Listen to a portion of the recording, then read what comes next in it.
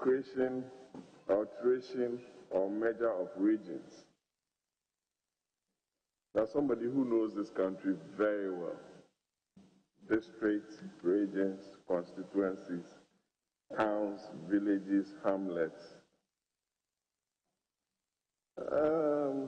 Minister, do you think some of the districts ought to be realigned and some new constituencies ought to be created for effective management?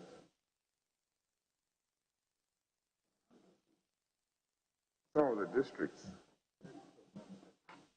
yes, chapter 2, yes, and 5. No, chapter 2. Ought to be created towards the decentralization process. Thank you, Mr. Chairman. Mr. Chairman, the business of decentralization, many members of society have written on it. The Ministry for Local Government, one of the institutions under it is the Institution for Local Government Studies, and the briefing I've received from them, they are even running a master's program. They have an office, an institute in Accra and one in Tamale. And many of our eminent citizens have written on decentralization, transferring power, responsibility, functions of central government to the local government units. It's believed that the more we do that, the more we have popular participation by our people. They take decisions that affect them.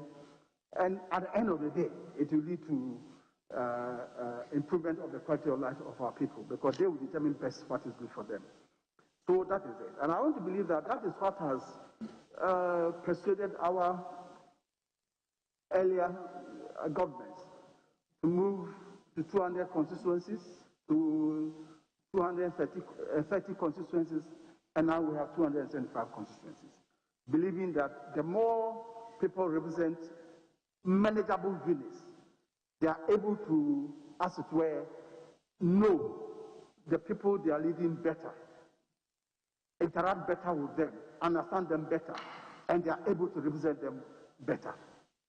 Then the same thing applies to when it comes to the district administration. I think many of us do remember, for a long time, Ghana had 110 districts. Then it came up, finally, as we speak now, by the list given to me by the ministry, we now have 260. So, and these are requested by our chiefs, by our people, for several reasons. But at the end of the day, as I tweeted earlier on, it's believed that when these sizes of the units, be it constituency or district, is divided or smaller, it makes it manageable and they can represent their people better. They go through processes. The Honourable Member referred to Territories of Ghana, Chapter 2 of our Constitution, Articles 4 and 5, which deals with the regions. And Mr. Chairman, it's important to note that in 1969, 1979, and 1992 constitutions, there's always a chapter on the territories of Ghana. And in all these, they did indicate or pointed out that if at any point in time the nation decided to have new regions or even to merge, the processes that they will use. So I want to believe that even though you were talking about districts and constituencies, it's about the same principle. At any point in time, that is the consensus in the country that we should have these things. I'm sure there are principles and guidelines that we should all follow to. At the end of the day, make sure that we live in peace, that people will be represented better, and at the end of the day, people's life will be, the living conditions of people will be upgraded. For me, that is what we should all lead. Thank you, Mr. Chairman. Yes, I would like to run that one. Thank you very much, the Chairman. Honourable Nominee, you just made mention of the fact that functions and responsibilities are pushed from the central government to the local governments. Many have believed that these functions and responsibilities are not matched by fiscal decentralization.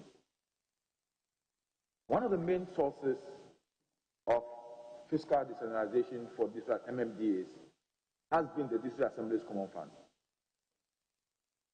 Constitutionally, Article 2522 talks about not less than 5% of all total revenue.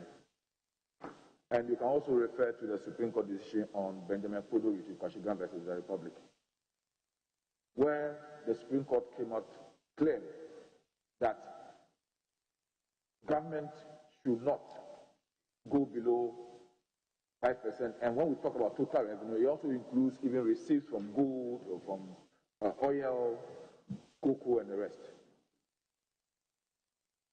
To make the assemblies viable and be able to plan effectively their development projects, will you, on assuming office, accept what President Kufuor did, late President J. Mills did, and John Dramani Mahama did, by increasing the District Assembly Common Fund to 7.5%?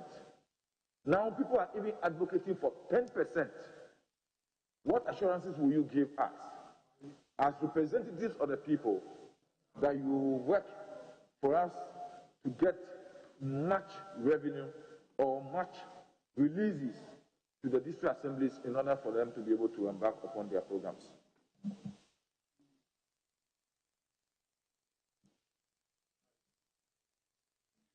Thank you, Mr. Chairman. Mr. Chairman, Chapter 20 for them, talks about decentralization and local government. And Mr. Chairman, Articles 240, 241, 245, 254 talk about the role of Parliament. And Mr. Chairman, with your permission, I may want to quote Article 240. Ghana shall have a system of local government and administration which shall, as far as practicable, be decentralized. Clause 2. The system of decentralized local government shall have the following features. A.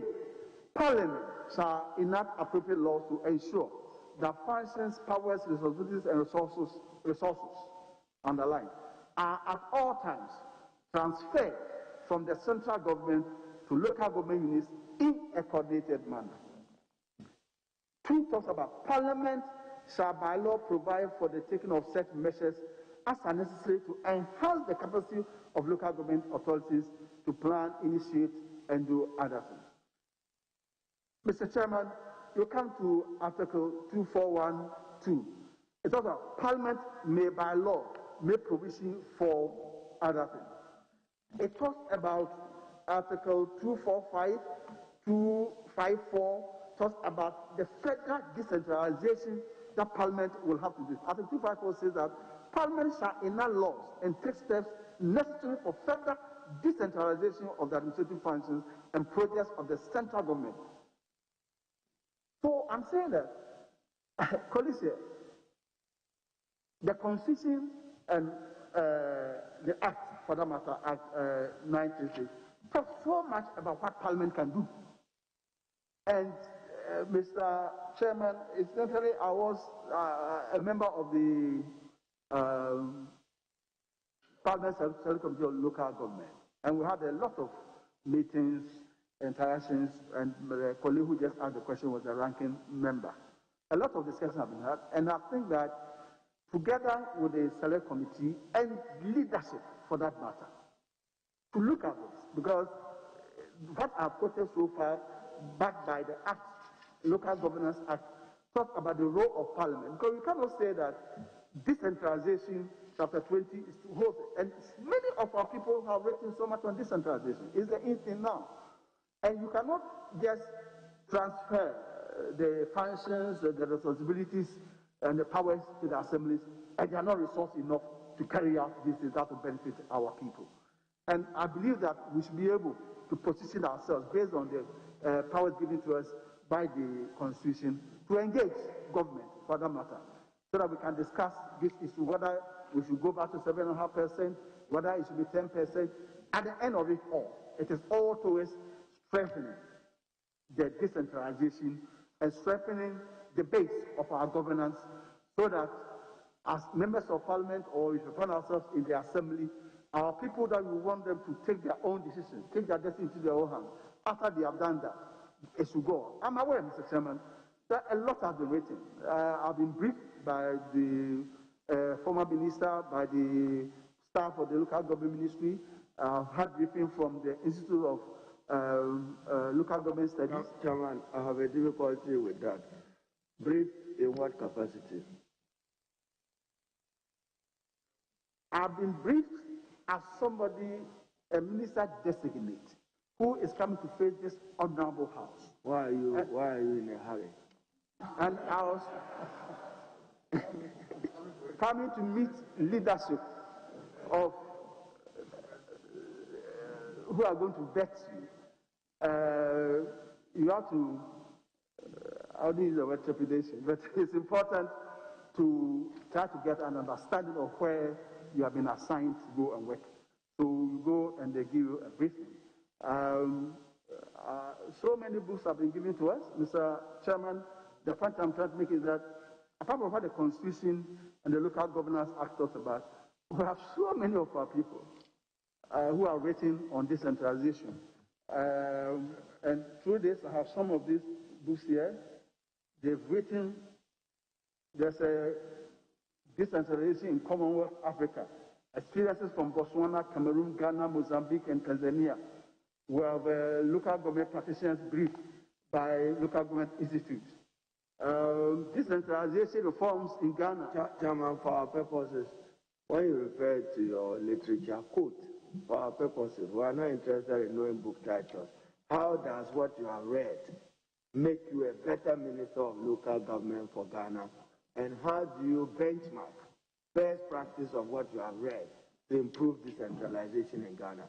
We thank you for the reference. We'll look for it. But where you find something in any of the books useful, share with us. Mr. Chairman, I wouldn't say I've read all the books, but in the interaction I've had and some I've read, convinces me that we have people in this country, not even those who are written by those who don't hear from here. Decentralization reforms in Ghana, written by Professor Kwabena Ahoy, Dr. Kalisu Mahama. You have unfinished business of decentralization, practical accountability of local government in Ghana. Our own Dr. Engineer Nana Atuata. They have been a district chief executive before. They have been a deputy regional minister. They have been a regional minister. Currently head of local government service. So I'm saying that, and many others, and they have many of the, they have written so much. We have, by the Local Governance Act, we have the Interministerial Coordinating Committee, who also produce so many documents and help in the implementation of local government reforms and decentralization. I'm saying that all these aspects, all this knowledge is here, and we can certainly rely on them, and then have a roundtable meeting and find out, is that where we want our decentralization to go? The pace, what are some of the bottlenecks? That it is being said here, the unfinished business. Then we can, together, especially having pointed out, which I'm sure, Mr. Chairman, we all know already, the role of Parliament in all this is, we can position ourselves as a nation and see how best we can drive this agenda. And especially so when His Excellency the President have found it necessary to now name the ministry by using the wording of the Constitution in Chapter 20, Decentralization and Local Government. And then, of course, the traditional one of rural development is added to it. Together, with all the knowledge that is around, we should be able to fashion out how we want our decentralization, the pace it should take, and finally, how it should be. And we have the benefit of other countries who have actually made a mark in the decentralization process. Thank you, Mr. Chairman. Mr. Chairman, I want to assure the nominee that all this literature is mentioning focus on one thing, what he himself talked about, fiscal decentralization as a benchmark for functions and responsibilities in the local governance. So I think that is where I'm coming to next. One of the key issues or determinant of how much an assembly receives is also dependent on the IGF they generate. But you and I, over the period traveling across the country, will testify that some of the assemblies are just not capable of generating anything. Some of the assemblies make just about 1,000 cedis for the whole month because the only revenue source is market day. They don't make anything. How do we help those assemblies that are very vulnerable to be able, what innovative things would they do to be able to increase their sources of internally generated funds in order to meet some of the benchmarks that are required for them to get support from other sources? Thank you, Mr. Chairman. Mr. Chairman, in my interaction with people, I have reason to believe that they know a lot more in this decentralization local government business. This matter comes up, and as the colleague also intimated, as a member of the Select Committee of Local Government, as in when run, we have this, where these challenges were pointed out to us. It is true. Government will be well informed of this through the support of the various agencies and other institutions of government, again, including Parliament. But then we will have to come to a decision. Is it the case that if District A, based on where it is placed, can raise IGA 5 million Ghana cedis a year, District W, because of where they are, can raise only 20,000. And so, because through no fault of District W, they don't have ports, they don't have high-rise buildings, they don't have many of such big hotels, which District B is endowed with. They can collect the IGA and keep it and use it. For us, some of the District W, which by all standards, the living conditions there is so bad, so low, they cannot raise that IGA, not because they don't know how to raise it or they are lazy. I know courses are run for them through the institute and other agencies on how best to raise IGA. But we all know that there are some areas that you just can't have it. So are we going to accept it as a nation that if you can raise this, take it and improve upon the living conditions of your people? But as for me, once I cannot raise it, the sources of revenue for assemblies, DACF, other DDF or DPAT as it's now called, and then IGF. So as for them, the very purpose and motivation for this centralization that people will take decisions, but at the end of the day, their living conditions will improve.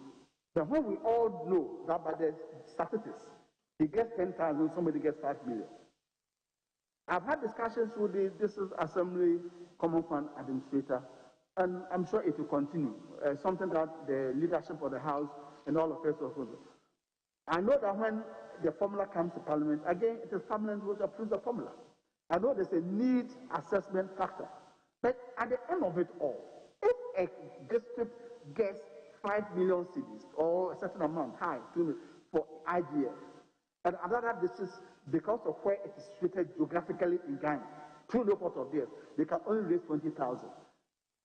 What's the bearing? Does it have any bearing in the,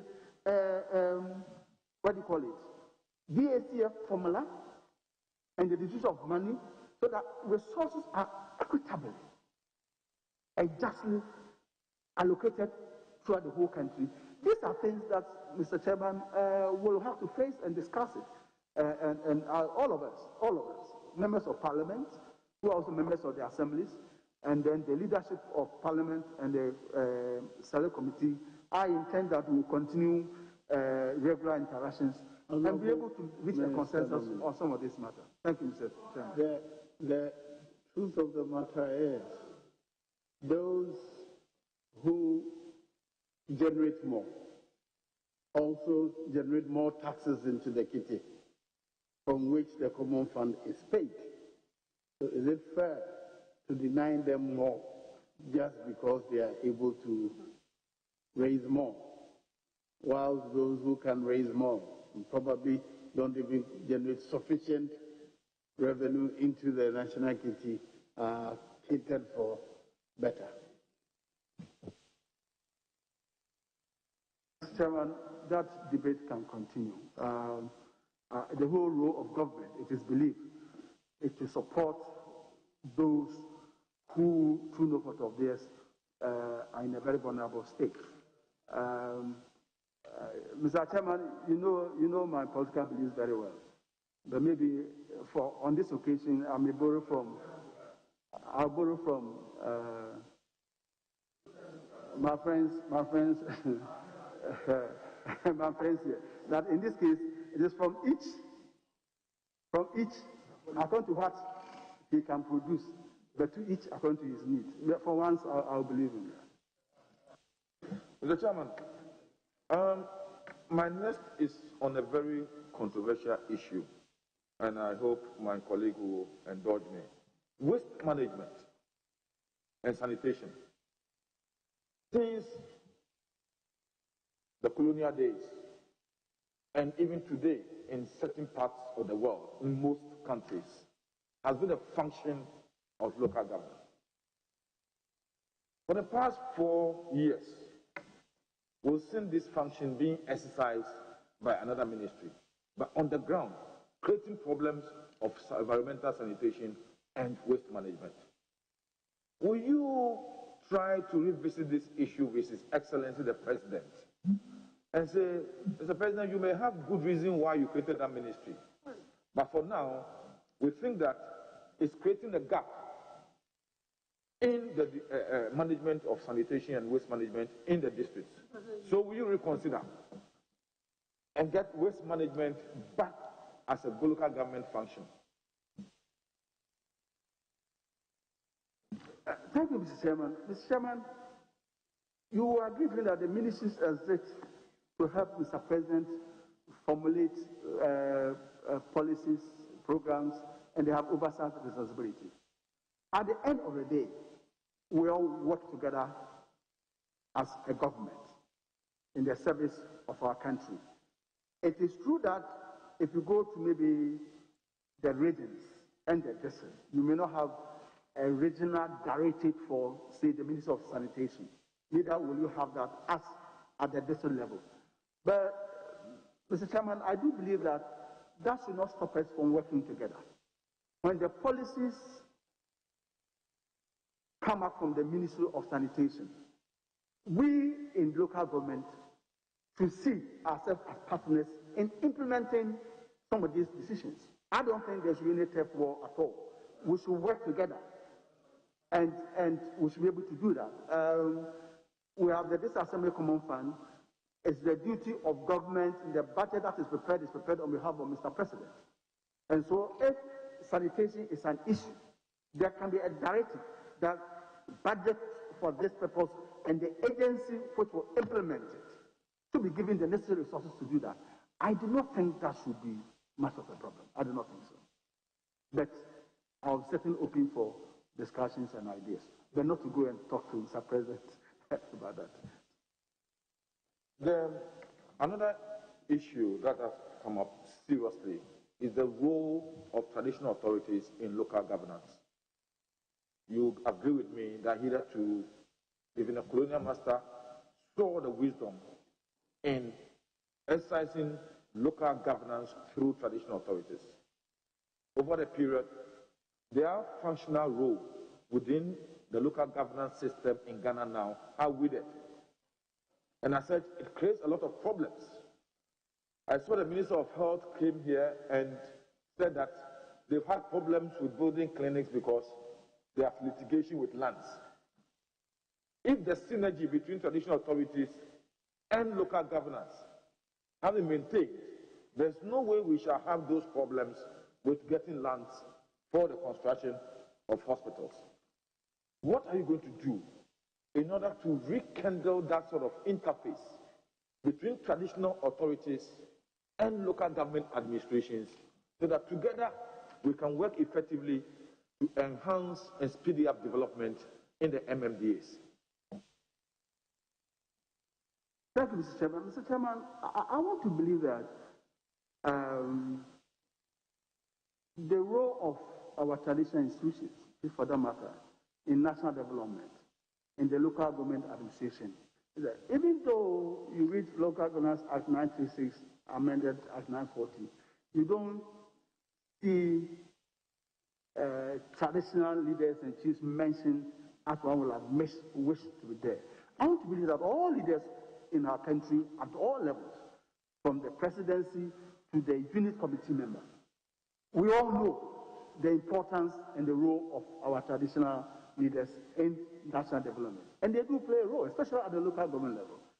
Growing up, we used to have these town development committees, and it's almost always the chief or the Odikro who was in charge, and then we have town development committee members, and they're all working together. But they still do. I don't want to believe that there's any member of parliament here who will say that because maybe chiefs' role are nowhere so defined in the system, in our daily dealings, we do not deal with our chiefs. We do. I also know that almost all district assemblies or district chief executives have the chiefs playing a role in decision making and all that they do. But I think it's a question of, in practice, knowing what is good for us and getting them involved. I know that in my district, because of this, when it comes to budgeting, they move from major towns to the other and groups from villages, and they interact with the chiefs to find out things that they need in their community to help them in the budgeting process at the district level. I want to believe all districts do that. And if they do that, then it's possible for them to interface well with the traditional authorities so that many of these problems that we face, like getting land for development, still getting chiefs to beat the gong gong, to call attention to those who are as it were committing this or this sanitation crisis and all that, they still have a role to play. And from what I know, and if I'm to go back to my experience I had in my former Ministry of Regional Reorganization and Development, the chiefs play a major role. They were the moving force, and it is clear, not that we didn't know already, we knew, but it was clear that they could solve many complex, help us solve many complex problems, and were able to help us move very far. And they still do. And I want to believe that any leader, at no matter level, at whatever level you find yourself, should know the important role of traditional leaders, and we should certainly rely on them.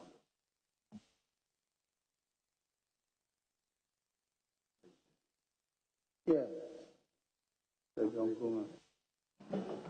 Congratulations, Honorable Nominee. The concept of decentralization, since 1988, PNDC Law 207, so today, to the latest 2016 Local Government Act as amended, the objective has been to develop the local areas and to send development to the rural communities. But it appears that for the past 32 to 33 years of trying to decentralize governance to the local unit, we have not been very successful in terms of ensuring development at the local unit level. If you look at Chapter 20, as you referred us to, and I want to go to Article 240, Clause 2A and 2C, with emphasis on 2C, there shall be established for each local government unit a sound financial base with adequate and reliable sources of revenue. The local governance structure that we have starts with the traditional authorities, election of the assembly members and their unit committee. We have not provided for any financial support to any assembly member or unit committee in our country. The question I want to ask, I know the responsibility is with Parliament, and Honorable Minister, will you lead the call for reforms to ensure that financial provision is made to the local unit as enshrined in the Constitution, so that we don't just elect assembly members and their unit committees, but we also empower them to be financially sound to carry out petty development issues within the communities. Thank you, Mr. Chairman. Mr. Chairman, exactly so as my colleague has situated,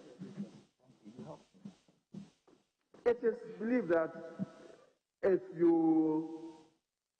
power is devolved, the functions, responsibilities, as the honorable member earlier on talked about, and they don't have the resources to back those things, then it's not the real decentralization that we're talking about. And a lot have been written. And as I said, it's a process. We have many experts who have studied the decentralization process. They have the comparative studies in other countries and all that. So it is in line with what Mr. President wants to achieve by emphasizing the decentralization. And that's why I was making reference to all people who have had something to do with this process, academics in the institute, and many others who have written on it. There's a general acceptance that no, we have not reached where we thought we should have reached. And Mr. Chairman, at the end of the day, it comes to play. If you are a system analyst, any system that you want to query, you want to find out what were the ideal situation, what is it, the purpose for setting up this, why have we not achieved it, what are the bottlenecks, what should be done so as to overcome the bottlenecks in order to be able to achieve the purpose for which the whole process or the whole institution, and for the matter business, was set up. And as you do, you create a system, then you design methods to overcome the problem that you are facing. And I want to believe that that's what we all have to come to that consensus and use that system to analyze the system as it is.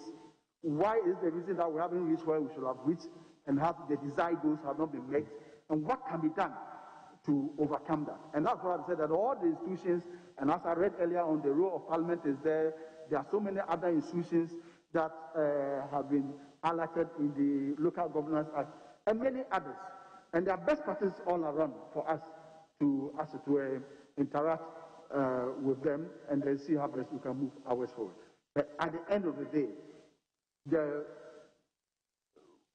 resources for the assemblies are known. Can they continue to rely on only DACF? The one they get from what used to be DDF. Is that enough? And just as a colleague asked here, we quickly list IGF. Well, we know that in some cases the IGF is almost less or nothing. And yet it is put down as some of the sources of fund for the assembly. These are the things that we should all have to come around and look at and see whether we cannot take new measures to make sure that there's a sound financial base for the district assemblies, or for that matter, lower government units. Thank you, Mr. Chairman. Mr. Chairman, page 164 of the NPP 2020 manifesto. Page 164 of the NPP 2020 manifesto, under governance, talks about ensuring integration of various government initiatives: one district, one factory, planting for export and rural development, one village, one dam, and other government initiatives to be considered as core deliverables for MMDAs across the country to stimulate local economic development.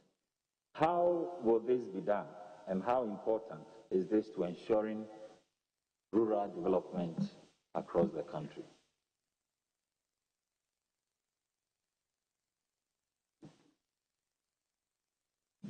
Thank you, Mr. Chairman.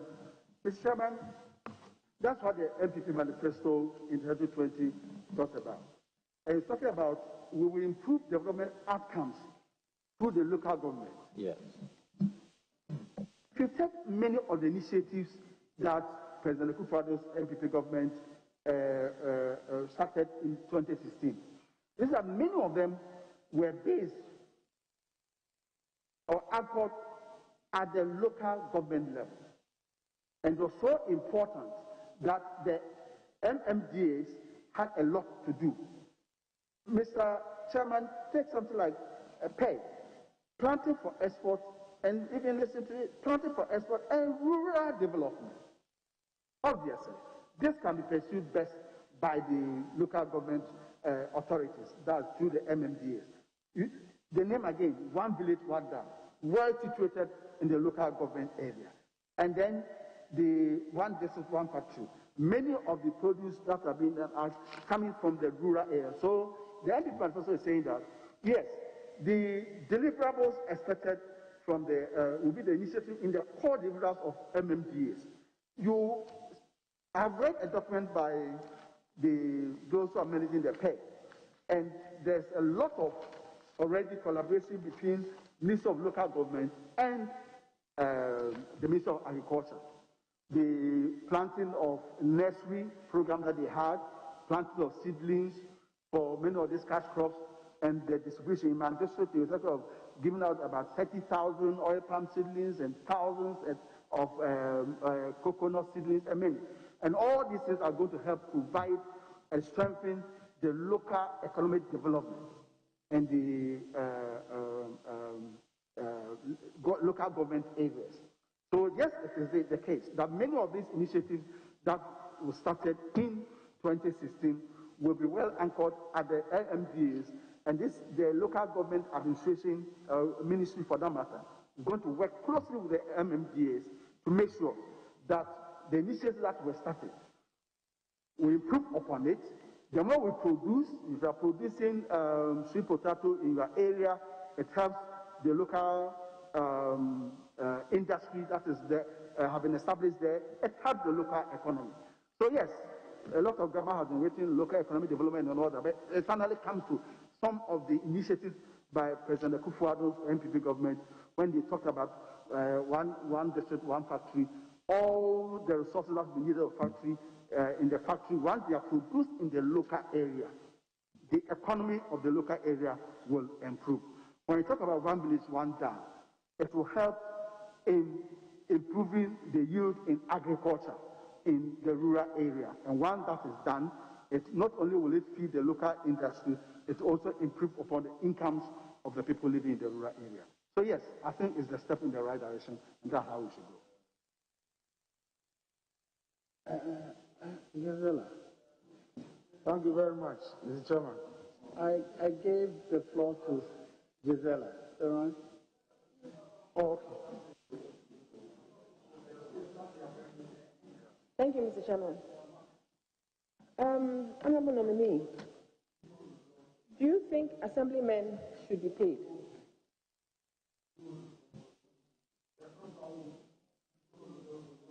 Honorable nominee. Yes, Mr. Chairman. Do you think assemblymen should be paid? Assemblymen and women should be paid? Thank you, Mr. Chairman. Mr. Chairman, assembly members, to the best of my knowledge, do not work full-time at the assembly. And many people who also get elected as assemblymen, some of them too also are paid by government from the same consolidated fund. So I will support any initiative that will enable assembly members interact more with their people. Because the whole concept of representation and leadership is that you have been elected, you go to an assembly, you speak on behalf of the people. Before you speak enable for you to speak on their behalf and articulate their concerns, you should have interacted with them. And when you attend assembly meeting too, you should be able to go back and tell them what decisions have been taken by the assembly. Anything that will enable assembly members be effective in this role, yes. It may not be called being paid salaries at the end of the month, but if they can be enabled to be able to perform these functions, I'll go for that. Mr. Chair, with your leave, you're talking about advocacy, but the assembly members, their plight is not the advocacy. they come from electoral areas. You are talking about making them effective. Would you put in place a program that would compel the MMDCs to assign funds for specific electoral area needs? Yeah, I wouldn't want to call it common fund, but the assembly members have specific problems in their electoral areas, and they think that the funds that come, they don't really get direct support for their electoral areas. How would you want to address that, but to make them more effective as leaders at the local government level? Yeah, Mr. Chairman, I'm open to suggestions. And as I said when my colleague talked about resources to the local government area, for that matter to the assemblies, we can discuss it. But at the end of the day, the basic thing is this. What is in practice now, based on the briefings I've received? Some assemblies pay some allowances to the assembly members, and they pay from the IGF. Again, if you have been able to raise IGF, then you pay. And there's a table. Others pay so much, others don't get anything. And if they are performing the same functions, why should it be the case that just because you find yourself in a capital city, as for you should get more?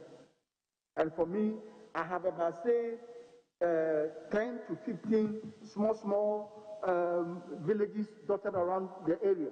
And as an assembly member, I have to be going around all these places. They wait till at the end of their term before they are given a motorbike. So while they are working in the 4 years, how do they even go around and interact with all these people? These are issues that we should look at.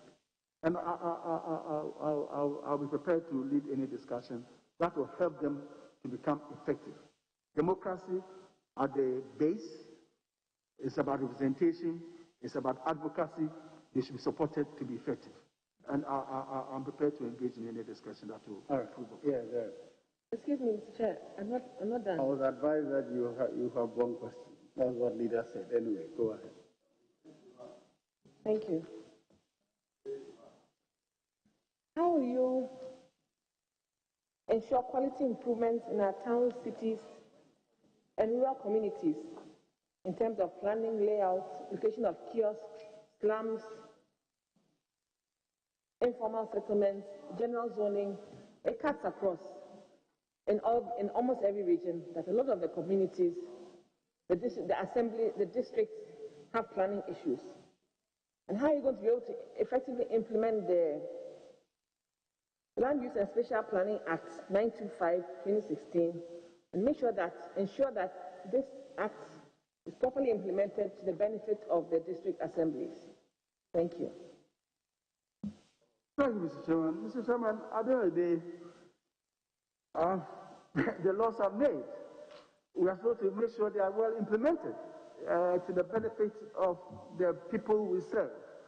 And it's about building the capacities of the leadership at various levels. And I'm sure that through continuous improvement of their capacities, many of these things can be achieved. And it's more down to leadership. And I can promise that I will offer the necessary leadership in that regard to make sure that what we have all agreed to be the laws of the land, we shall all follow it, abide by it, and make sure that we get the desired results. Thank you, Mr. Chairman.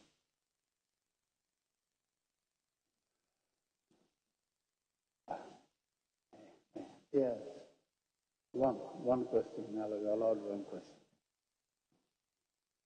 Thank you very much, Mr. Chairman. Honorable Botwe, I congratulate you on your nomination as the Minister for Local Government and Rural Development.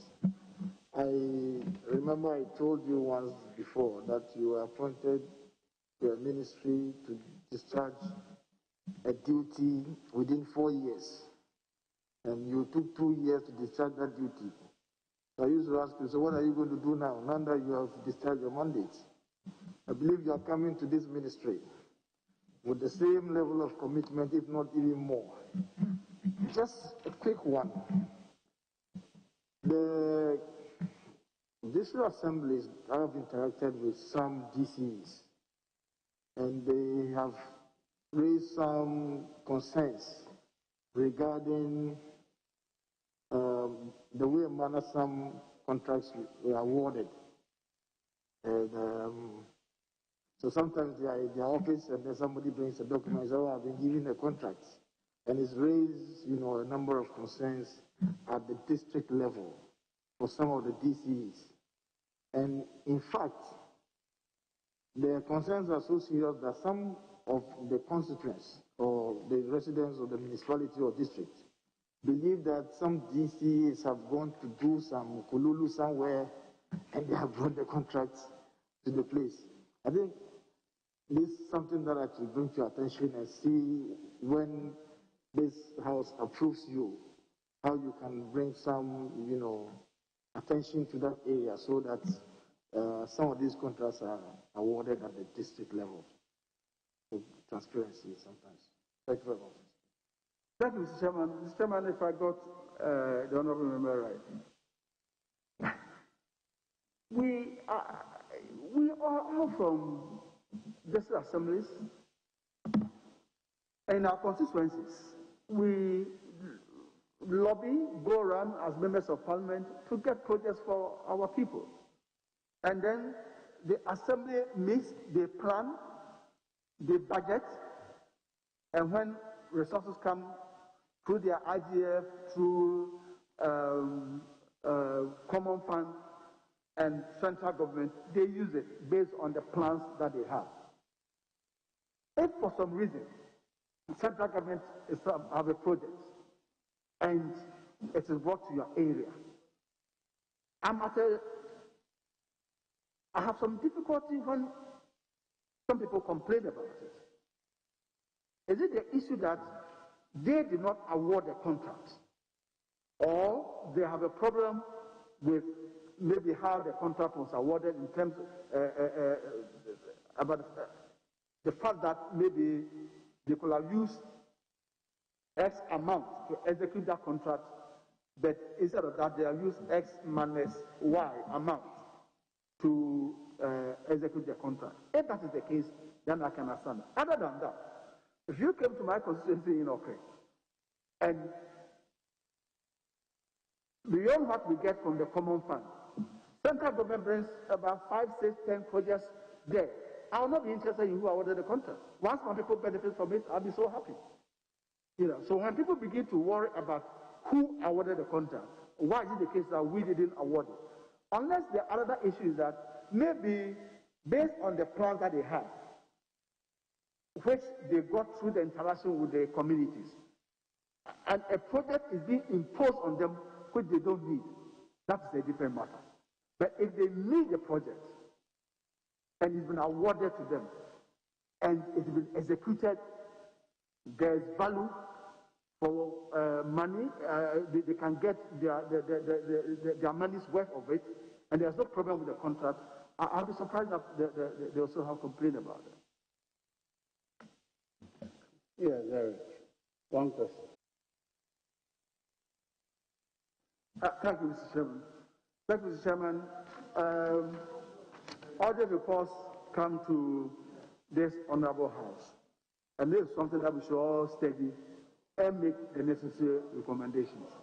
Mr. Chairman, under no circumstances, the question which the honorable member earlier asked, if we have problem with resources to the lower government units, that they are not getting enough IGF, the common fund that goes there is not enough to carry out the projects they want to carry, then under no circumstance should we allow corruption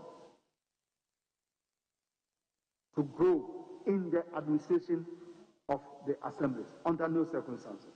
And I'm sure when we all study the audit report, which I promise we'll study very well, especially with the select committee of local government, then we'll know some of the infractions and some of the recommendations made in the audit report. And I promise that we shall do everything to make sure their subsequent reports will not have this narration at all. There's none here. Yeah, one. Thank you, Mr. Chairman. Mr. Chairman,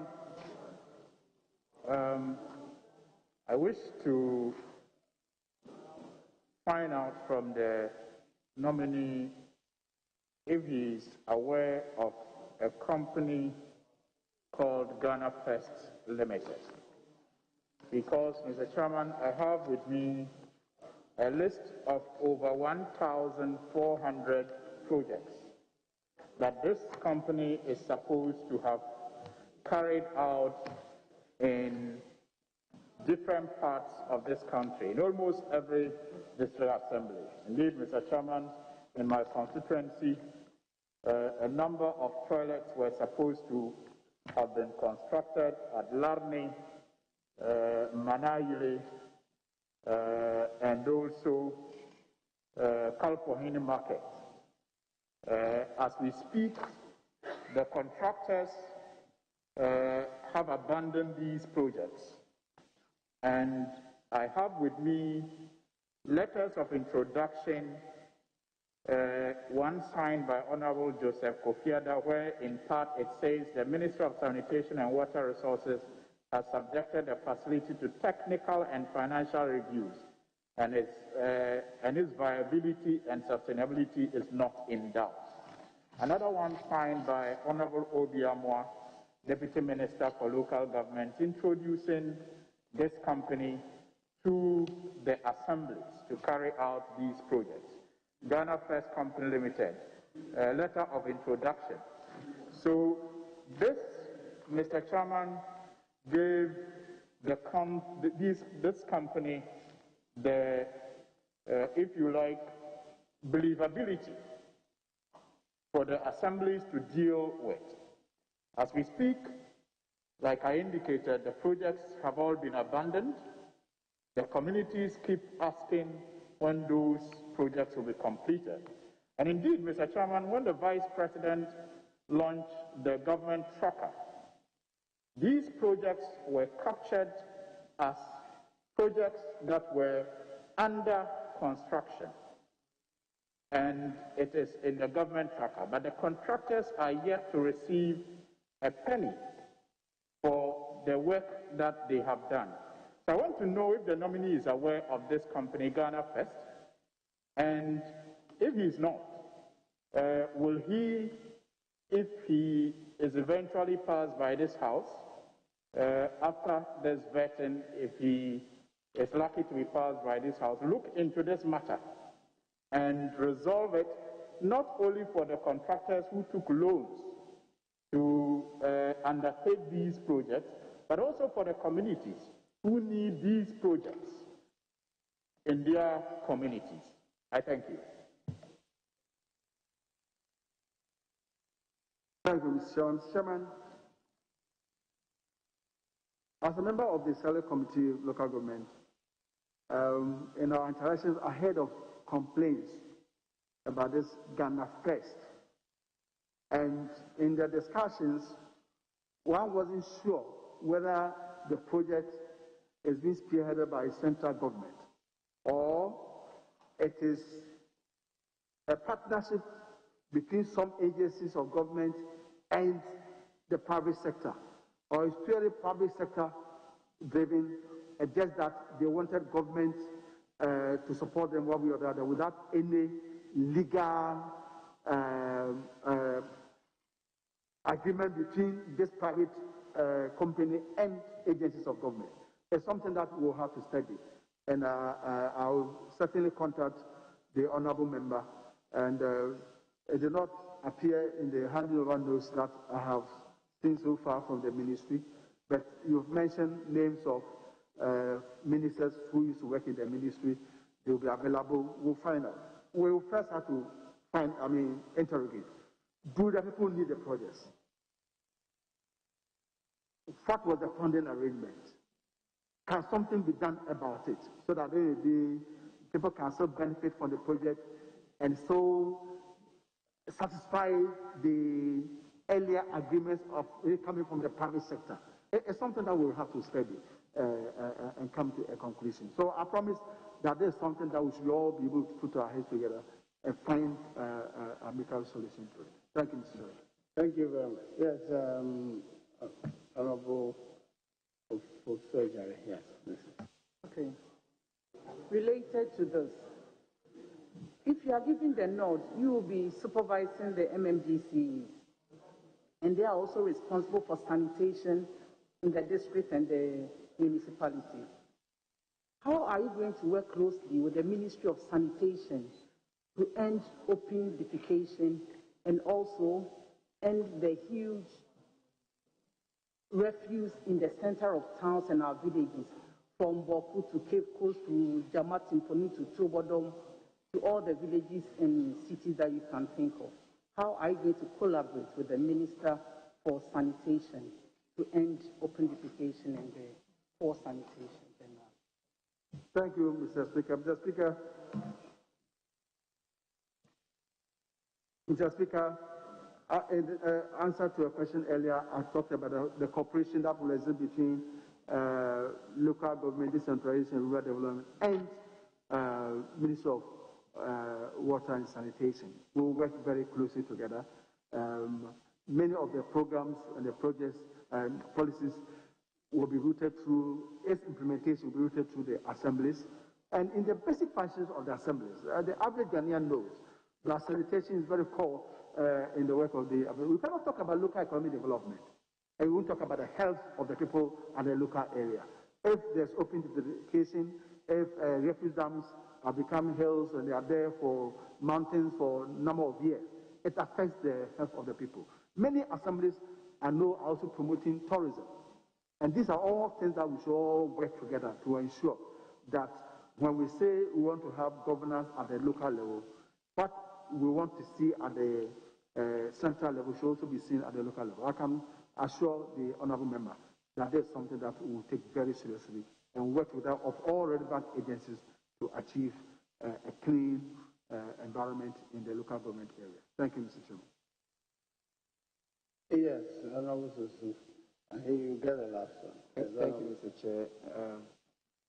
Honourable nominee, one of the major sources of funding for the assemblies is property rates. What I have observed is that we do not have a uniform system across the country for collection of property rates. Somewhere in 2019, the Ministry of Local Government and Rural Development actually signed a memorandum of understanding with the Land Valuation Division. What is the status of this memorandum of understanding, which is supposed to allow the Land Valuation Division to value properties for the purposes of collection of property rates? Thank you, Mr. Chairman. Mr. Chairman, when earlier on I was pointing to some of these books and programs that have been supported earlier on by various agencies, I was trying to reiterate the fact that some of these things have been known. People have always discussed our property rate collection. A lot of people have written. When I talked to the head of the Institute of Local Government Studies, that these are all things that are known, that in the best practices, they rely a lot on revenue from property rate. Why is that we are unable to maximize on that? There have been the discussion on the fact that based on some laws or an act from Land Commission Act, it's only Land Valuation Board or authority which can certify valuation of properties. And therefore, if you, as it were, went to anybody's house and said that you want to collect property rate, the person can, as it were, refuse because by law, it should have been valued and certified by Land Valuation Board. Whereas in practice, there are some assemblies who also collect property rates. I have mine property rate bill from of a district assembly that I pay. Many other people, and you can link it to the question somebody posed earlier about the role of chiefs. Once people are sensitized and they know that when they pay property rates, it will improve upon the revenue of the assembly and they will use it to their benefit, they will comply. I don't think people in our areas who are paying property rate are strictly asking the assemblies, have you brought land valuation board to come and value for you to bill me as they are billing me 500 cedis and I have paid. So it's something that we will look at. There have been a discussion, I've read papers which suggest that there should be an amendment to the Land Commission Act. There's also a suggestion that the district assembly should have departments that will take care of valuation. And if the land valuation body is also decentralized, and in all assemblies, we have departments that also undertake this valuation, then it will authorize them to collect these things. Others too have also paid that fine. You may have that one. So if what about after 2 or 3, 4 years, many of the properties have been valued, will the department continue to exist? I've met people who have been working on this thing, and if by the grace of God I get the no, this is something that we all, as it were, will put our hands together, because it cannot be the case that in other dispensations they are able to collect property rate and use it for the development of the local government area, and we are unable to do it. And like I said, it's querying the system, finding out the reason why we are not able to achieve our goal, and designing new solutions to achieve them. Thank you very much. Thank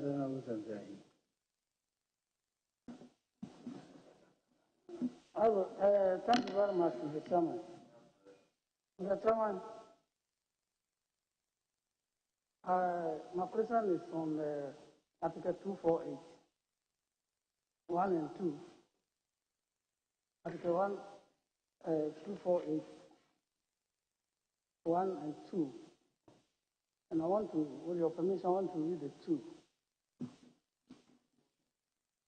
A political party shall not endorse, sponsor, offer a platform to, or in any way campaign for or against a candidate seeking election to a district assembly or any lower local government unit. Mr. Chairman, this is the law. But all of us here know that on the ground, that is not what is going on. During assembly elections, we know who is contesting from NDC side, from MPP side, from whatever political party. Mr. Chairman, sorry, and those who are independent. Mr. Minister, don't you think we should relook at Article 248 plus 2, particularly, to allow partisan elections at the district level?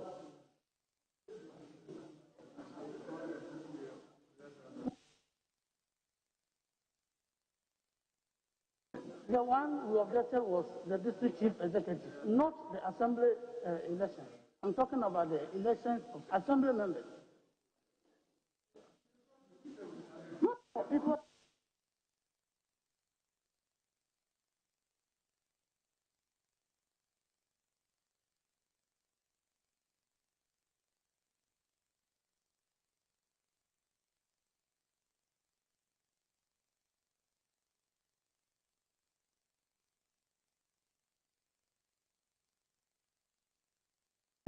Honorable Minister Nominees, we are waiting for your answer. Oh, okay. Sorry. Sorry, I thought honorable member was. People are reminding him trying to reconcile his position when the matter came up. Reconcile his party's position on that. I thought honorable member was trying to reconcile with his party position on this issue. Mr. Chairman, the nominees should know that He is appearing before the appointment committee. And he should choose his words carefully.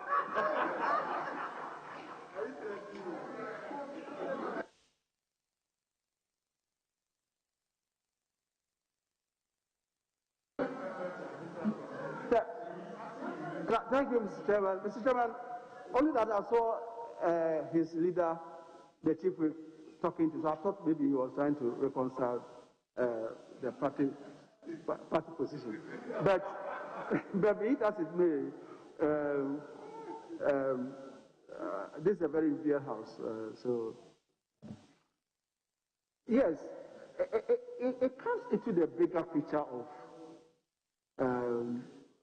election of MMDCs and assembly in general. Article 55(3) talks about how political parties cannot sponsor people in this assembly elections.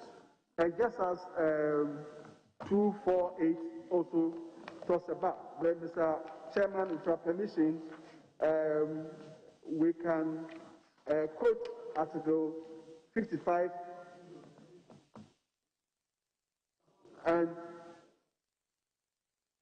Mr. Chairman, with your permission, it talks about the right to form political parties is hereby guaranteed. Every citizen of Ghana of what age has a right to join a political party. 55(3), subject to the provisions of this article, a political party is free to participate in shaping the political will of the people, to disseminate information on political ideas, social and economic programs of a national character, and sponsor candidates for elections to any public office other than to district assemblies or local government units. And this is an entrenched clause. And so until this is handled, as Mr. President believes that we should do, that we should elect the MMDCs and parliamentary assembly elections should be done on partisan basis. But because there was some resistance and there was lack of consensus, it was called off. If, as honorable member is indicating now, I am very confident that, as Mr. President said, that if there's a consensus in dealing with some of these entrenched clauses, then we can make a way forward. I think it that with some of these suggestions, we may achieve that consensus in due course. Thank you, Mr. Chairman. Yes, Honorable Botwe, you have one. Very grateful, Mr. Chairman. Mr. Chairman, very quickly, I hope the nominee will agree with us that on page 2 of his CV, the ministerial position should be from 2017 to 2021 and not 2017 to 2020. It was minority chief whip, it should be 2013 to 2017, January 2017. And the referees, Speaker Okwe is quite particular about the rendition of his Okwe. It's without a C. So I hope that these corrections can be effected accordingly. My first question, Mr. Chairman, relates to the vexed issue of SAR, the good people of Centro Kofi, Akpafu, Lolobi, Lipe, particularly the traditional areas of Lolobi and Akpafu. They have written extensively that at all times they have been clear that they do not support the movement from the Volta region to the Oti region. They were not in support of the referendum. They have adduced evidence to show that even the referendum, they did not really participate. If you look at the voter turnout, whereas other territories had in excess of 90% on the average, all their polling stations they have listed in their petitions, you have a voter turnout, EP primary or DOCO voter turnout below 2%, some 3.1%, others 4%. They really were not keen They petitioned your good office, and your chief director replied on the 30th of October 2018, indicating that you are studying their petition and that you get back to them. They also say that at some point they met you at the conference room, the chiefs and the Joint Steering Committee, on the 19th of November 2018. And you told them that it appeared you had been misled by some impersonators and that you will get the matter fixed. You don't appear to have fixed this matter. It has led to a major disenfranchisement. As recent as the 5th of March 2020, your predecessor, the local government minister, appeared before us. I have the Hansard here. Official report of Parliament, Thursday, 5th March 2020. In responding to a question from the Member of Parliament for the area, the Honorable Bernice Adiku Helu, the impression was created that the Botwe Commission had captured the concerns of all the SAL people and that they were in support of the referendum.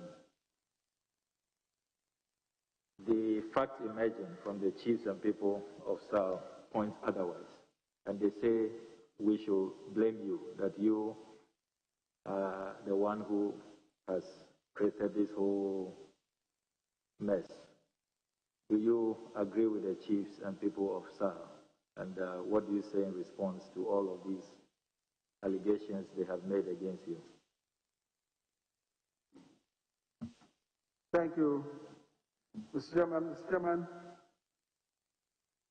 I was informed about this petition and the allegations. I have deep respect for our chieftaincy institution, for that matter, our traditional rulers, and I've intimated here the role they have in ensuring that we have an enduring local government system, and how we should allow them to take serious part in it. I've also talked about how the work His Excellency assigned to us in this regional reorganization, which is a very delicate assignment. We could succeed in doing that because of how the chiefs throughout the country supported us and rely on their wisdom and direction.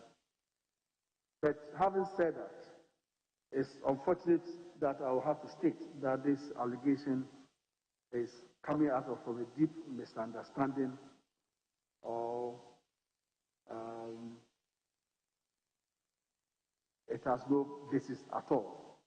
The process of creating new regions is enshrined in the Constitution. And on a different question, I made reference to Chapter 2 of the Constitution, Article 5, 4 and 5.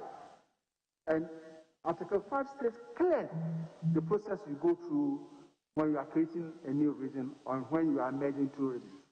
And I said, Mr. Chairman, permit me to repeat, that this same constitutional provisions, we had it in 1969 and 1972 constitutions. Sorry, 79 constitutions. So we followed it. Petitions were received from citizens who were interested in having new regions. We followed the constitutional provisions. Our ministry facilitated it and worked closely with the office of Mr. President. And as for the Constitution states that a commission of inquiry will be appointed in Article 5.4. That was done exactly by Mr. President. The petitions were studied. All those who petitioned, the Justice Botwe Commission took pains to first meet all these petitioners in Accra so that they could listen to them and as for them to explain their petition. And just as it's stated in the Constitution, they then have to visit all these areas to have public hearings. And I want to believe that the idea behind the public hearing is that it's not as if one chief Because he's a chief of an area, he writes a petition. I want to have a new region. Then it is assumed that all the people support it and then it will be given to them. So they'll have these public hearings throughout the country. After that, they presented their report. Mr. Chairman, this is a process which was transparently done. Transparently. There were people who, even though the chiefs and elders and opinion leaders were fighting for the creation of a new region, there were others who opposed it. And that is why there was nowhere that they had 100%, which means that there were some people who were not interested in it. But they also had their chance to argue their case out and also to finally take part in the referendum. It is never true that people from Akwafu and Lolobi areas were not interested in being part of Uti region and they were forced. Totally untrue. Nothing supports that Honorable assertion. Nominee, let me say that this morning I received what they call rejoinder to the petition filed by C.K. Owusu and Mentalo Lobby and Akwafu traditional areas against, purported to present the entire Lobby and Akwafu traditional areas against prior parliamentary approval upon Botwe.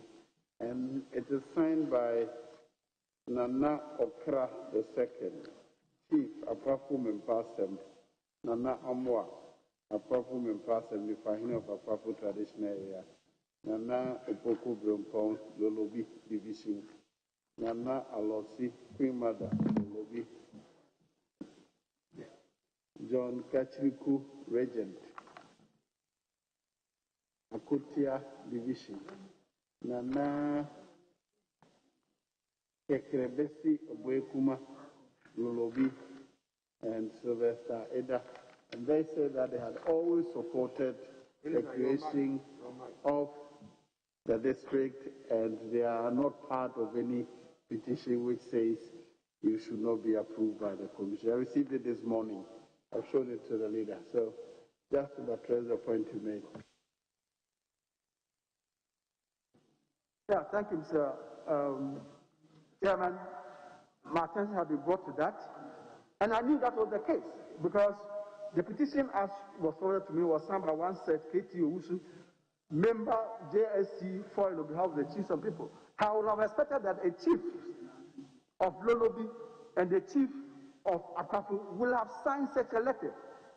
But for any group of people to have a letterhead and somebody signs that he's signed on behalf of the people, I'm surprised that it has even been taken that serious. Because, Mr. Chairman, this is the report of the Commission of Inquiry into the creation of new regions, which was published. This Parliament, there was the CI 109 that talked about creation of new regions, Regulations 2018, or the referendum. This was laid here for 21 days, and it was clear areas where the referendum would take place. There is no point in time where people said that, no, we don't agree to this, and we are being forced.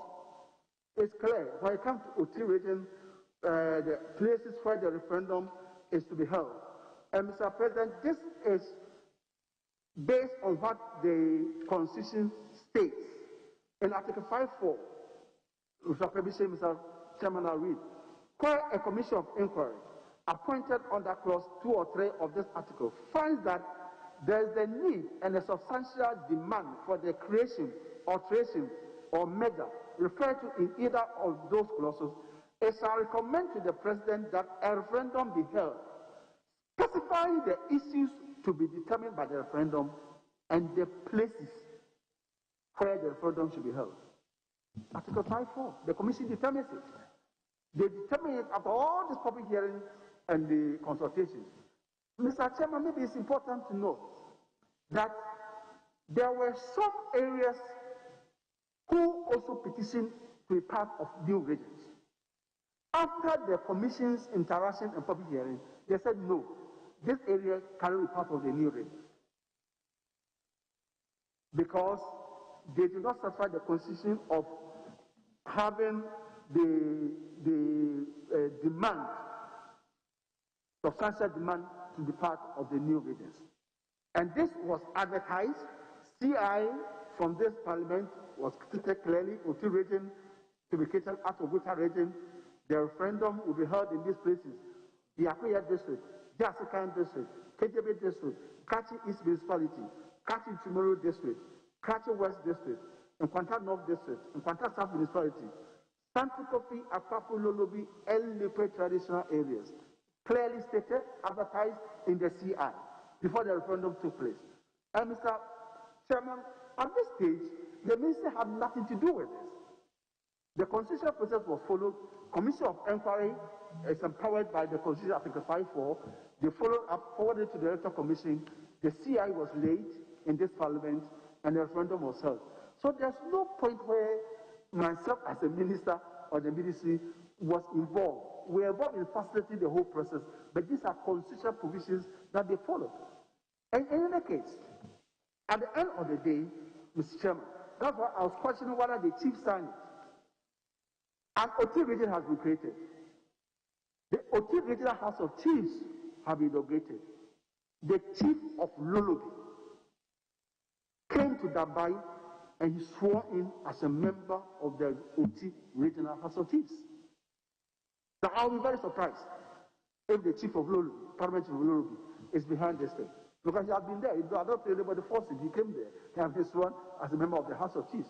And I've also been told that the Council of State elections that were held a few days ago, the person who has been elected to represent the whole Uti region is from Botwe.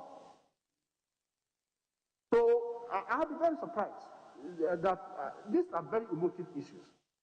There are people who will never agree that there should be Uti region, and therefore they will use all sorts of means. But Mr. Chairman, maybe you give me 1 minute to expatiate on this. There was a plebiscite held in May 1949. That was the first one, referendum, when the people of Karachi, who were in the Northern Hemisphere, in the British-controlled area, wanted to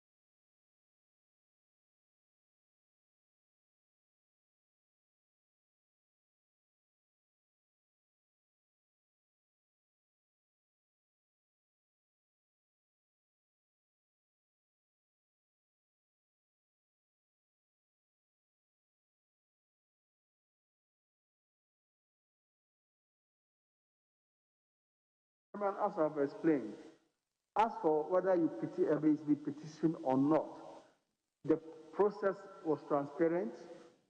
As soon as a commission of inquiry was established, the ministry doesn't determine those who will be part of a new region or will not be part. The ministry doesn't determine the places where the referendum should take place. It's the commission, Article 5.4. The ministry does not. So a petition to us or anything is to the commission. The commission received all the petitions that Mr. President received were forwarded to the commission. And that's why they went around the whole essence of the public hearing. And there's a whole list of places which can be made available, Mr. Chairman, to members of what the public hearing that they have. Mr. Chairman, Parliament, members of Parliament, whose constituency fall in all the 6 new regions, we had a meeting with them.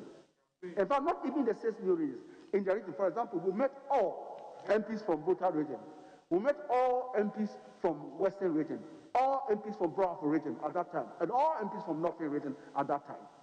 We met all of them. The mountain leader took a key interest in that.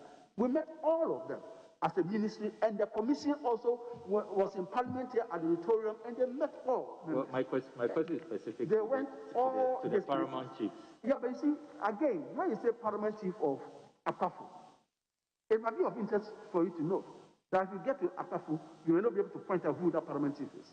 So you should be very careful when you refer to some of these things. Well, I will move to the second question, but certainly the over 30,000 people of South deserve justice. Don't exceed your boundaries. You have already given more than anybody wants. No, that was a follow-up. I'm now going to my second substantive That's question. what you get. Yes, Honorable Chief. Mr. Chairman. Majority Chief, if you want to ask a question. No, Mr. Chairman, you are not... I'm restricting the Chief Whip. Yes. Oh, Mr. Chairman. No, Chairman. Yeah. Oh. No. Chairman, I asked only one question. Chairman, let me make an application. I assured you that with Dan Botwe, given the fact that he's been leader of the House, he was not likely to be subjected to the kind of scrutiny that we witnessed. So let me just indulge you. Just take one more to put that to the whip. The whip for the first time, Muntaka will do just one. I agree. Every other person, one. We agreed. Let's not... Chairman, Mr. Chairman, one harmless question. One harmless question. Thank you, Mr. Chairman. May you live long. God has granted me 80 already. My second one is a simple, harmless question. It appears that in Ghana now we are practicing centralized decentralization. A lot of centralized contracts, sanitation, fumigation, all done in Accra. Recruitment into the schools, the health centers is centralized. How can we really break free, if given the nod, so that we can have proper decentralization, dissolve power, send it to the people at the district so that they can make their own determination on recruitment into health service, education service, and contracting, sanitation, and all of that, so they can hold people accountable. So we move away from this centralized decentralization we are practicing. Thank you, Mr. Chairman. Mr. Chairman, in my opening remarks, that's what I've been trying to emphasize, that the experts in this have written. I refer to our own Nana Atwatel's book, Unfinished Business of Decentralization. Then the more you interact with them, then they have a term called deconcentration. And how it's different from delegation.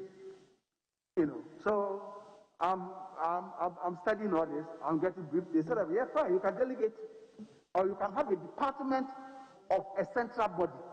But it doesn't mean that you are giving it power when you have it in the local government authority. It doesn't mean that you are giving it power to take decisions. You know, so the fact that you deconcentrate doesn't mean that power has really been transferred to them. These are things that I said earlier on, that yes, we shall all meet.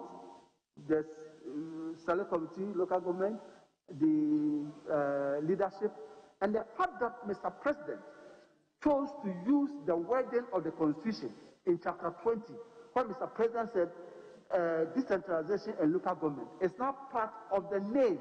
It means that Mr. President wants us to take it very serious. And I can assure the honorable member that all parliament, all institutions, all experts, we shall all meet and find out and do the analysis why we are unable to reach where the desired goes, and then we'll see how to clear the bottlenecks and get there. Because you cannot, as it were, claim to are decentralized, and yet the people do not have the power to take decisions, they don't have the resources to implement the decisions that they take. I agree with you. We shall certainly meet, discuss it, and see how best to overcome that challenge. Thank you, Mr. Chairman. Yes. No, minority chief before majority chief. Yes.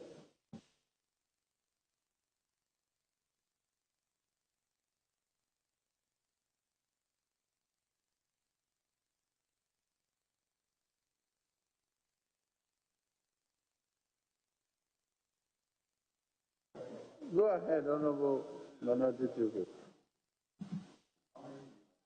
I have about done 200 questions, okay. 200 questions, okay. 200 questions. I'm saying I have about 200. Mr. Chairman, I mean, as former leader and whip, usually doesn't go through because vetting. But on this issue, I just wanted to get some confirmations from the nominee. In an answer to Honorable Ablakwa, I mean, he took us through some of the steps. But do you remember the meeting of 19th November 2018 in the Ministry's conference hall with the chiefs and people of Apafo and Lolobi? Mr. Chairman, we have so many meetings, and the records are there. The office keeps records of all such meetings, and they keep minutes of it. And at times, because the people were so excited about the creation of the new regions, when they come, we take photographs. So I'm sure that we can make reference to that. There's this claim that in that meeting they complained to you that they were not interested in being part of the Otu region. Is that right? I don't remember. Mr. Chairman, as I've explained by the Constitution, whether you wanted to be part of the new region or not, it wasn't for the ministry to be that you should complain to. We had the Justice Botwe Commission, and the Constitution is so clear. And the Commission did its work. They met the chiefs, they met the petitioners, they met civil society, they went to the regions, even areas that were not involved. For example, if they went to Buta region, they met at Ho, they met at the Ho Technical University. And then they went into the area where the petition was. Anywhere they went, when they went to Western region, they were in Takrady, even though the people in Takrady were not part of the petitioners. Well, the issue is that, no, if I could, their claims are that even before the Justice Botwe Commission, they protested that they didn't want to be part of the Otu region. Do you remember anything? No, I don't. Mr. Chairman, I'm saying that you can't protest to the ministry because we don't determine that. Everybody should read Article 5 of the Constitution. You send the petition to Mr. President. It's all referred to the Commission of Inquiry, Justice Botwe Commission. They go around the whole country. They meet up people why they think you should establish substantial demand. If you read the Justice Botwe report, Wasa Amanfi and others, even though they petitioned, even though the paramount chief was at the castle for the initial meetings, the commission was the view that they have not demonstrated sufficient distance to join their own, so they were taken out. So if I put the mere fact that we have written, you get it. So how much more would they force anyone who has not written to be part of it? So that is not it. And again, I want us to be very careful, people you call paramount chiefs. Please, let us be very careful. People you call paramount chiefs. Just because somebody writes a letter on the letterhead doesn't mean the person a paramount chief. Well, I mean, obviously that I understand that it's not everybody who claims he's a doctor, that's a doctor. But I wanted to make reference to meetings they claim they've held with you, and they raised the concerns, and you seem to have appreciated their concerns. And so that was what I was saying. But most importantly, did you believe that there was something that could have done to avert what happened in South? Mr. Chairman, what happened in South? Honorable nominee, you know the South people couldn't vote in the election, especially the parliamentary election. Mr. Chairman, Ministry of Regional Reorganization doesn't have nothing to do with the organization of elections. No, but you know that the work that you did in the reorganization, that culminated into what happened, and they couldn't find a consensus. Mr. Chairman, that is totally incorrect. It's totally incorrect. So educate me, nominee. I mean, I know you've been up and down in this and deep in it. How come that they couldn't just vote in either Hohoi or in Buem? Come again? I'm saying that how come that they couldn't vote in the parliamentary election in both Hohoi or in Buem?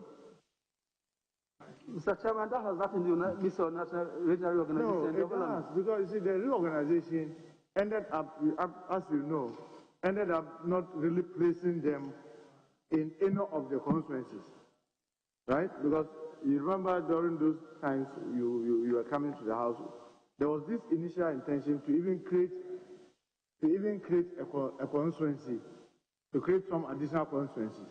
And I remember the then local government minister was concerned about what could be done with that area. So we cannot just all of a sudden behave as if we didn't know that there was no problem. What resulted in their inability to vote in the parliamentary election? Mr. Chairman, again, if the honorable member respectfully wanted to have a general discussion, it's a different matter.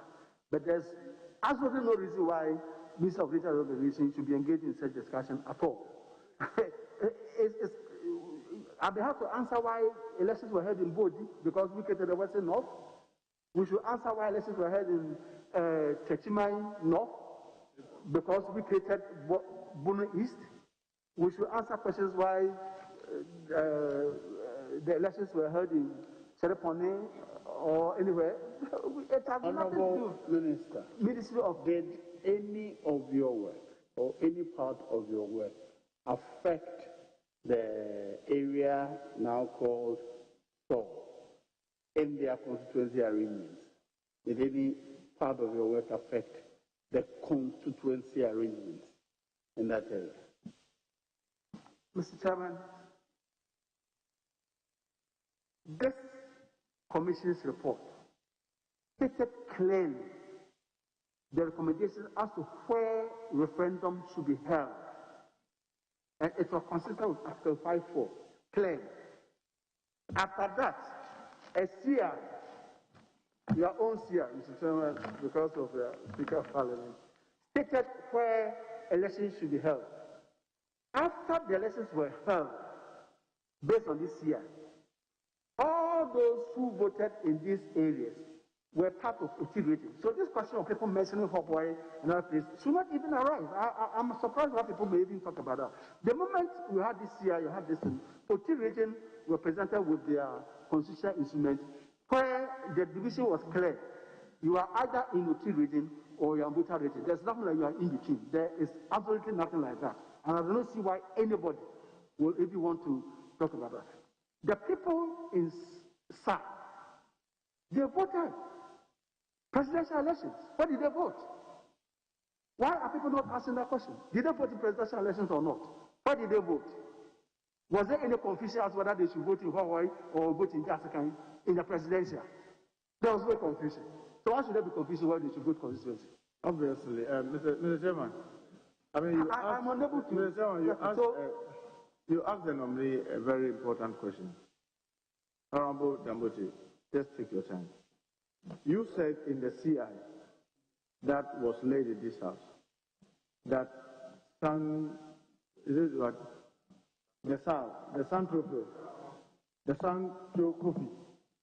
the Akwafu,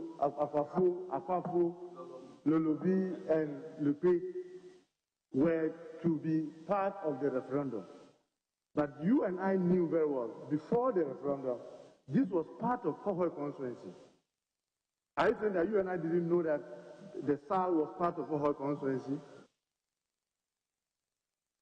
Mr. Chairman, I don't understand what he means about that. It's by law. It's by law.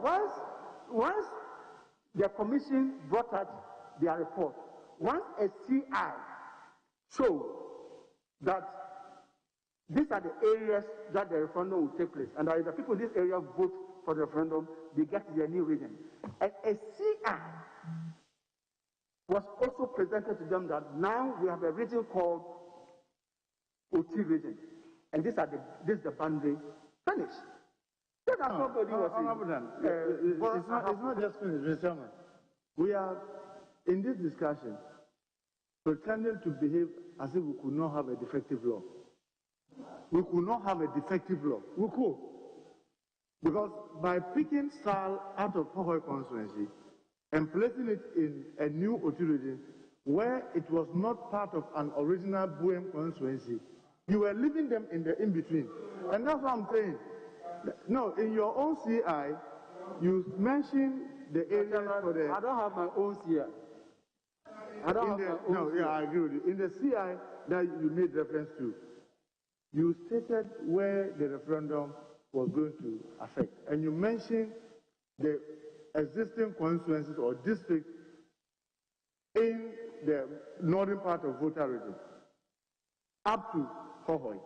But these communities or these traditional areas that you added, in this instance the SAR, were part of an existing constituency that were part of an existing constituency that or previously in Hohoi, that were taken out to be part of a region where they did not belong to a district, the existing district. So if you go and pick the district of, say, Buem, I don't know how it's called, the district there, or the constituency demarcation there, they will not be part of it. Whereas you've also taken them out of this. And I'm saying that if we hang it on only the law, we are pretending that we don't have a defective law. Honorable Minister, I want to understand you that after the law had been passed, they would not be part of the new constituency? After the law had passed? Yes. And they would not be part? Yes. Before the law, they were not. But after the law, what is the reason why they will not? But the worry is that, Mr. Chairman, like my colleague, Honorable Damboche, maybe because he did the work more, I want to believe that I should appreciate this more than maybe probably you and I. Let's say Asmase and Bekwai were boundaries. And then 4 communities from Bekwai were added to, let's say, we belong to two different regions. But because the original demarcation of Asmase did not include those communities that have been taken out, legitimate, you've created a new region. But because they've not been added to Asmase, when it came to voting, they could neither go back to their old Bekwai or vote in Asmase because they are not part of the CI that created Asmase, stating them as communities in Asmase have to vote. That's why I'm saying that you should educate us. When that happened, sir, did we come back to this house to add them to a particular place? Honorable Viamwa, he will answer, don't worry.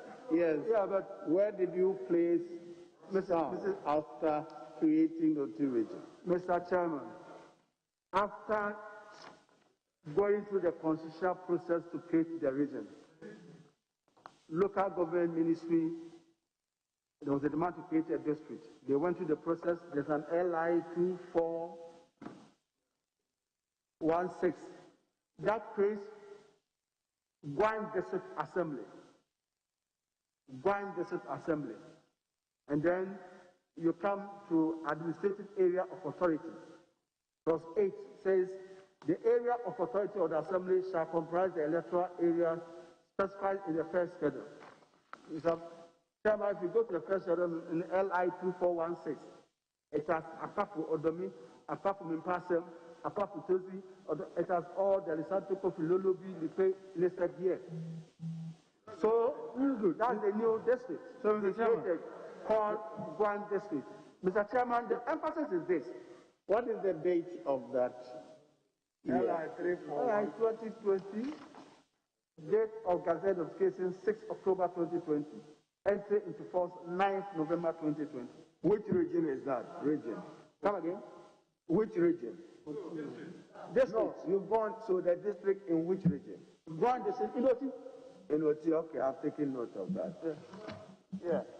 Mr. Chairman, my colleague, the nominee, knows very well that the instrument that creates district is different from the one that creates constituency.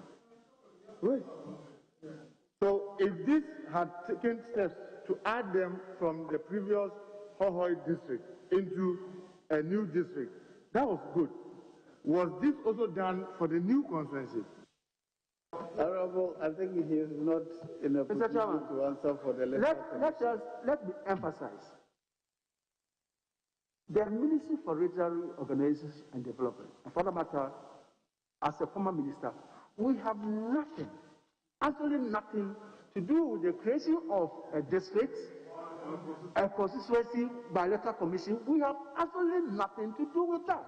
So I have no business answering these questions, unless for educational purposes. Fine, but when people have petitioned, it's important that we speak, we tell the people, and educate them if they do not understand or they don't want to understand the processes, what the Constitution says, when you set up a commission of inquiry, when the work is finished, the final is done, and they have created a new region. We should explain. People may have problems with the electoral commission's decision not to let them vote in the parliamentary elections. It's a matter that they should deal with, but it has nothing to do with ministry. Then we should, I'm sure very soon we'll be asked about 39 election results. No. We'll ask about Bodi because we created Western North. Because we created Savannah region.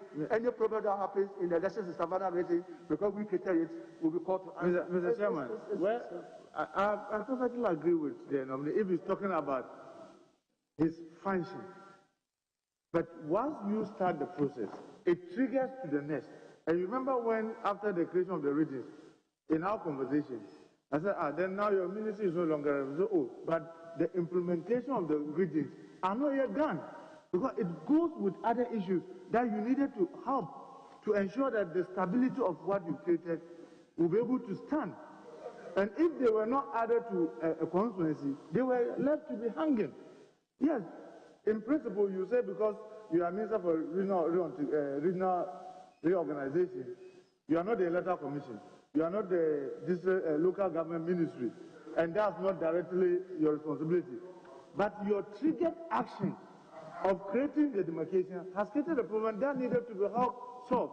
And that's why I asked you, could we have prevented this? I wanted to get your thoughts that maybe the number of things that needed to be done to prevent what had happened. Mr. Chairman, I will still repeat. As to what should have been done, what electoral commission should have been done, it's a matter for discussion, yes. But it should not be linked to the fact that because the regions were created, that is why. That should not be there. You are before us, so we can ask any question unless I decide that it is not appropriate.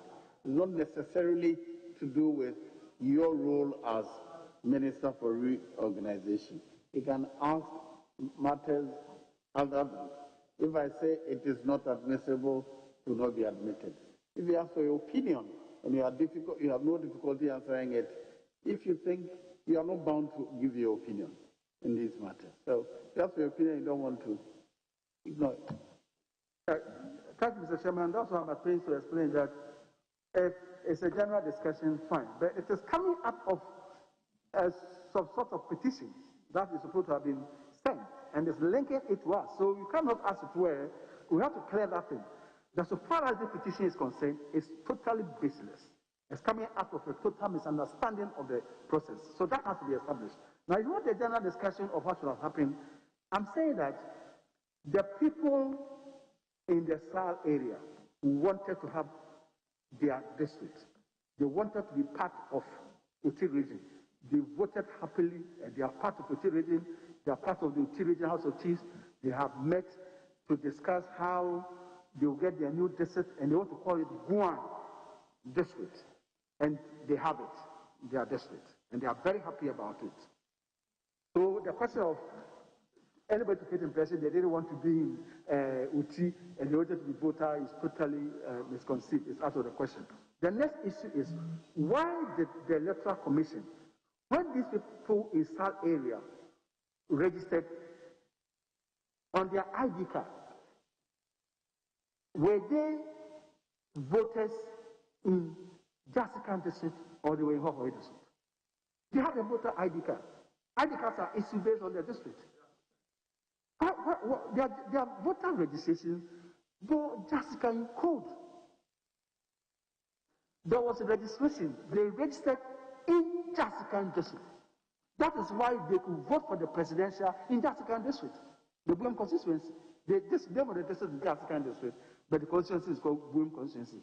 They voted presidential in Jessica district because they had ID cards which were issued in Jessica district. There's no doubt about it. If the Electoral Commission had not stopped them taking part in the constituency, the parliamentary election, they would have voted in Jessica Boom constituency. But you know that. So let's get that thing clear. Let's get that. You know that would have been illegitimate because they do not belong to that constituency because there was no any instrument that created their communities as part of any constituency, having taken them out of the previous constituency where they were.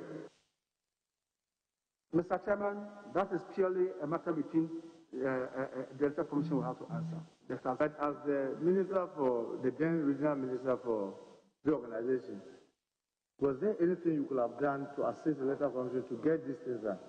Absolutely no. It had nothing to do with my mandate. I had no business to do that.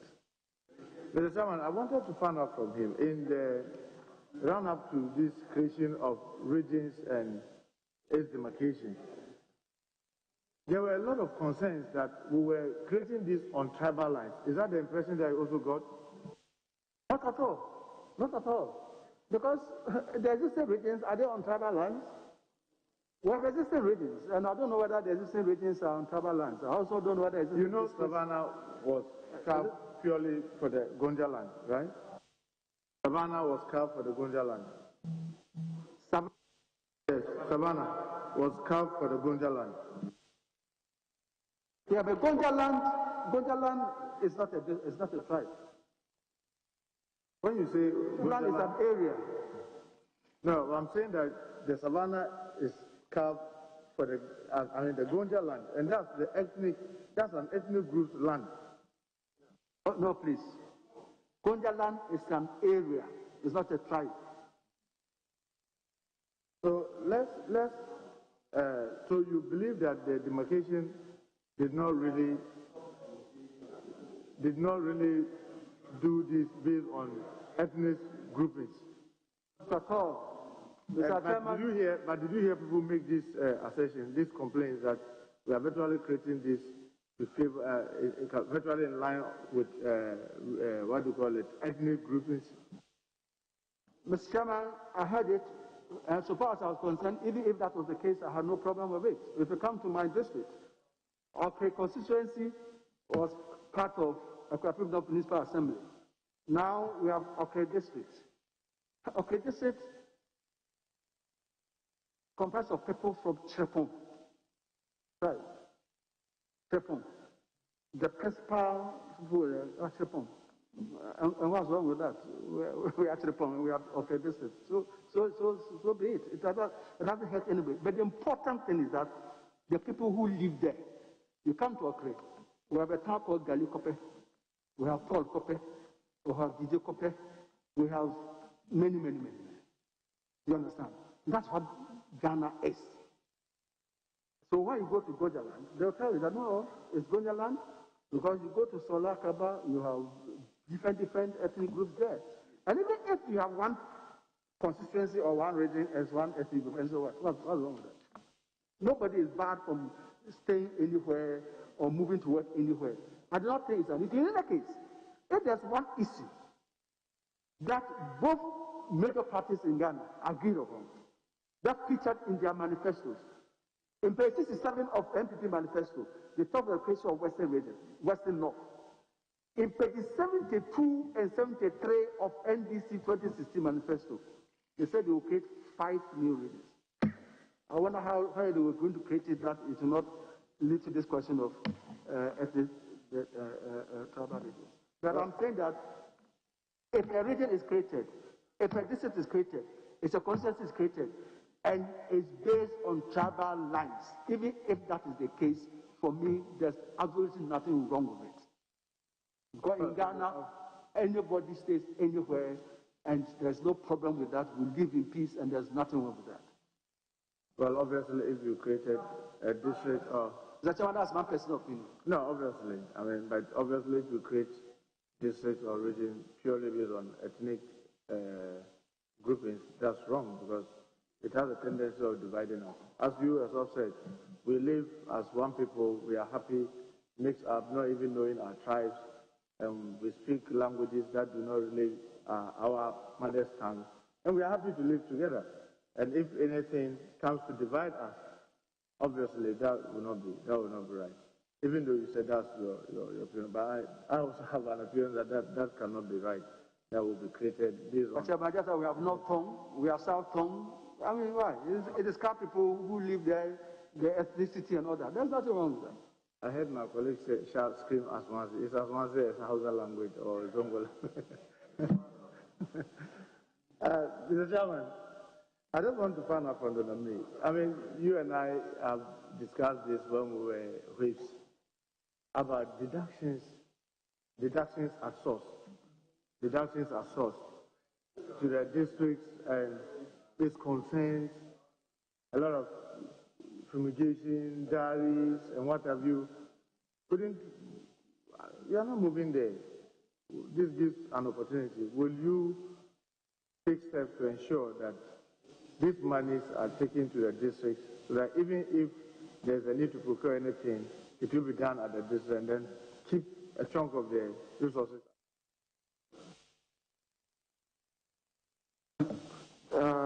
I agree with the honourable member. There have been improvements. The District Assembly Common Fund administrator gave me the table. I was trying to get it. The improvements have been made from about 30-something%, and by 2020 we are now at I think 52-53% of the total of Assembly Common Fund being sent to the district. So there have been lots of improvements from over the years till now. And if there's any reason why we can do better, so be. But Mr. Chairman, what we should be clear about, if, for example, it becomes necessary for whatever reason to buy these pens, there's the need for all districts to have these pens, if you pardon me to use them. And therefore, let's assume you are buying 1,000 for each district. And therefore, you have to buy 260,000 pens. If you procure it at the center, you can get the cost of 1 pen to be, say, 1 cedi. But if, according to say, that each district buys a pen at 1,000 cedis, it will be 1 cedi 50 pesos. And because of that, it is bought at 1 cedi at the center. I don't think people have a problem with that. The issue is, if that is the case, then let the people be billed with the 1 cedi. Because if some goods are coming to my district, okay, district, and you are going to, as it were, deduct it from the common fund that's coming to okay district. If we have bought it ourselves, we will have spent 10,000 Ghana cedis. But because we purchased it at the center and you got a discount, according to scale, we are now being debited 7,000, we have saved 3,000. I don't think any district will complain. But the issue as I interact and I have been told is that maybe at times things that are bought at source